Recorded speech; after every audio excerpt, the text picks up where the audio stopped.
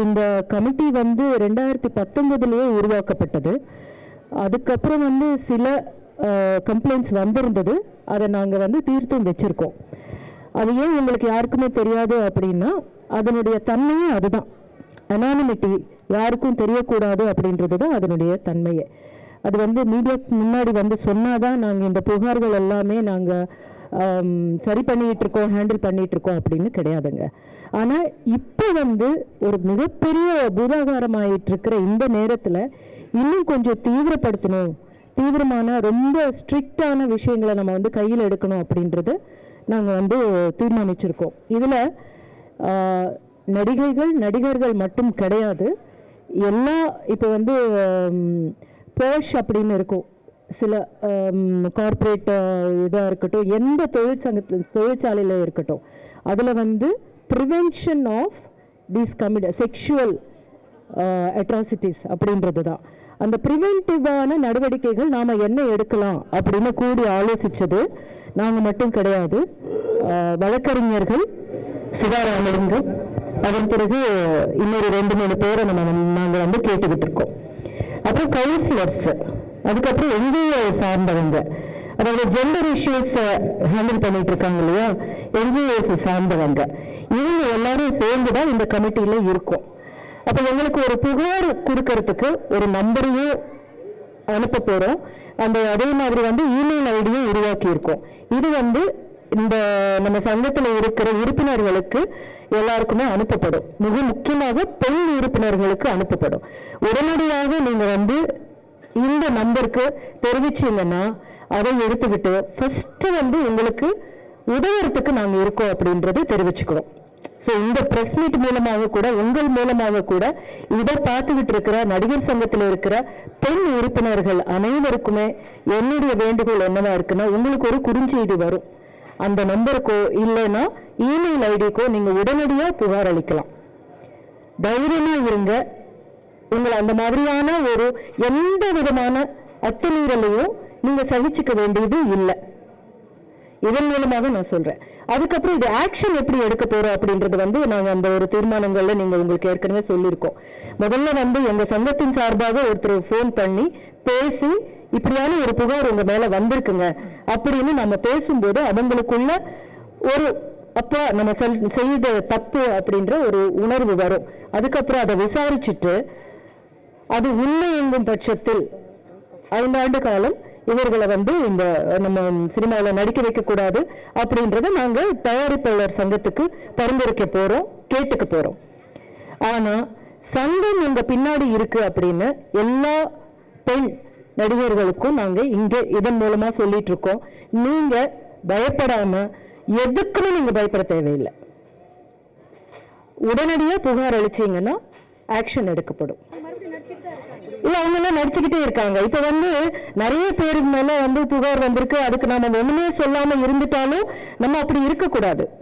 சமூகத்தில் இருக்கிற எந்த பெண்ணும் அந்த மாதிரியான ஒரு பயத்தோடு இருக்கக்கூடாது அப்படின்றதுதான். சோ நம்ம என்ன செய்யறோம்னா, அவங்க எல்லாம் நடிச்சுக்கிட்டே இருக்காங்க, புகார் அளிச்சிருக்காங்க, நாம வந்து ஒரு நடவடிக்கை எடுத்திருக்கோம், அவங்களுக்கு வந்து எல்லாம் சொல்லியிருக்கோம். அந்த பேரு சொல்லணுமான்னு தெரியல, வேண்டாம், பேர் சொல்ல வேண்டாம் இப்போ. அப்ப அதனால வந்து அவங்க நடிக்காம இருந்ததே கிடையாது. அதனால அதை சொல்லி பயமுறுத்த வேண்டாம் அப்படின்றத நம்மளும் சொல்ல வேண்டாம். பெண்களுக்கு எதிரான இந்த மாதிரியான மீறல்களோ இந்த மாதிரியான குற்றச்சாட்டுகளோ எந்த துறையிலே வந்தாலும் பெருசுபடுத்துறதை விட சினிமா துறையில இருக்கிற பெண்கள் மேல வந்திருக்கிற புகார்களையோ இல்ல அவங்களுக்கு நடந்திருக்கிறதோ இல்லையோ அப்படின்னு தெரியறதுக்கு முன்னாடியே அதை வந்து மிகப்பெரிய ஒரு பூதாகாரம் ஆக்குறதோ. ஏன்னா சென்சேஷனலிசம் அப்படின்றது சினிமா நடிகர்களுடைய பெயர்கள் வந்தால் மட்டும்தான் அதிகமா ஆகுது அப்படின்றதுனால மிகப்பெரிய அருவருக்கத்தக்க விதத்துல வந்து எங்க பெண்களை பத்தி நடிகர்களை பத்தி உட்கார்ந்து பேசிக்கிட்டு இருக்கிறதும் இதை வந்து எங்களுக்கு எவ்வளவு பின்படும் அப்படின்றது உங்களுக்கு தெரியல. ஏன்னா வந்து எத்தனையோ பிரச்சனைகள் நடந்துட்டு இருக்கு. இப்ப வந்து கிருஷ்ணகிரியில 13 வயசு பெண்கள் இருக்கு, 13 பேரை வந்து மிகப்பெரிய அத்துமீறல், அந்த ரேப் நடந்திருக்கு. அதை வந்து சென்சேஷனலைஸ் பண்றதுக்கு ஆனா அந்த இடத்துக்கு நம்ம போகக்கூடாது. போகிறத விட இங்க வந்து புகார் அளிக்காமல் இதை வந்து எத்தனையோ வருஷங்களுக்கு முன்னாடி நடந்தது அப்படின்னு பேசுறத திரும்ப திரும்ப திரும்ப திரும்ப திரும்ப திரும்ப எல்லா நிகழ்ச்சிகள்லையும் எல்லா ஊடகங்களையுமே போடுறதுக்கான காரணம் என்ன? ஏன்னா எங்க சினிமாக்காரங்களை பத்தி பேசினா மட்டும்தான் அதிகமாக உங்களுக்கு வந்து பார்வையாளர்கள் இருக்காங்க அப்படின்றது நீங்களும் ஒத்துக்கிட்டு தான் ஆகணும். இப்போ நான் என்ன சொல்றேன் இப்ப வந்து உங்ககிட்ட வந்து எந்த ஊடகத்துக்கு முன்னாடி வந்து பேசிக்கிட்டு இருக்கிறவங்க கூட அவங்க அந்த காலத்துல புகார் அளிச்சாங்களா அப்படின்னு நம்ம கேட்கணும். இப்ப நாம என்ன சொல்றோம்னா, இப்ப நம்ம கிட்ட இந்த ரூல்ஸ் ரொம்ப ஸ்ட்ரிஞ்சன்ட் ரூல்ஸ் இருக்கு அப்படின்னு ஒரு தைரியம் கொடுக்க வேண்டிய இடத்துக்கு கொடுத்திருக்கிற இடத்துக்கு நடிகர் சங்கம் மட்டும்தாங்க போயிருக்கு. வேற எந்த துறையிலுமே வந்து இந்த மாதிரியான ஒரு தீர்மானங்கள் எடுத்திருக்கா அப்படின்னு நீங்க பாருங்களேன்.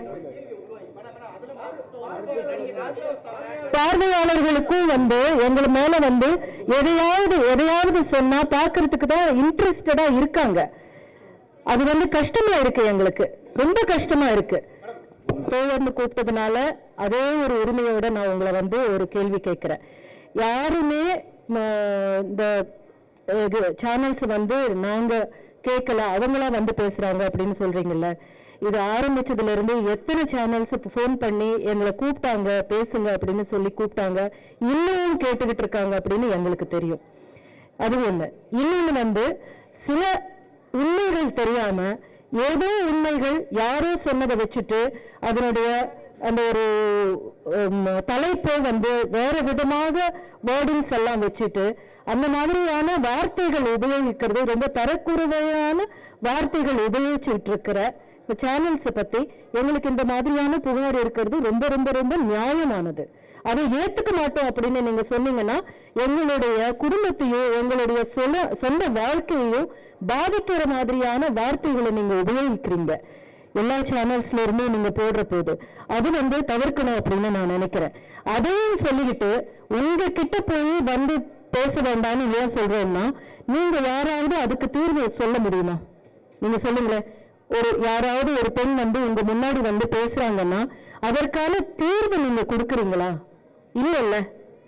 பொதுமக்களுக்கு தெரியப்படுத்தி பொதுமக்கள் ஏதாவது தீர்வு காண முடியுதா? இல்ல. அது தீர்வு காண முடிகிற ஒரு சங்கமாக ஒரு அமைப்பாக நாங்க இருக்கோம். அதனால எங்க கிட்ட முதல்ல வந்து சொல்லுங்க, உங்களுடைய பிரச்சனையை தீர்க்கறதுக்கான இடத்துல நாங்க தான் இருக்கோம். மீடியாக்கள் கிடையாது, பொது சமூகமும் கிடையாது. அதனாலதான் நான் சொல்றேன், முதல்ல எங்க கிட்ட வந்து இந்த பிரச்சனை தீரணும் தானே. யார் எந்த பெண்ணுக்கு நடந்தாலும் அந்த பிரச்சனைக்கு எதிராக நம்மளை தட்டி கேட்கறதுக்கு ஒருத்தங்க போய் கேட்கறது அப்படின்ற இடத்துல யாரு இருக்காங்களோ அவங்க கிட்ட நீங்க வாங்க அப்படின்னு நாங்க சொல்றதுல எந்த தவறும் இருக்கிறதா எனக்கு தோணலை தோழர். நாங்க அழைக்கிறது இல்லைங்க தோழர். நான் என்ன சொல்றேன்னா, அனைவரையுமே நாங்க கூப்பிட்டு, உங்களுக்கு தெரியுமா தோழர் நாங்க பேசல என்ன தோழர், உங்களுக்கு தெரியுமா நாங்க பேசல என்ன? எக்ஸாக்ட்லி. அதனால உங்களுக்கு தெரியல.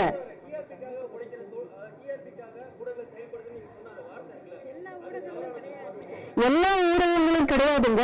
ஆனா நிறைய பேர் வந்து இப்படி தரக்குறைவா பேசிக்கிட்டு இருக்காங்க அப்படின்றது சொல்லுங்க.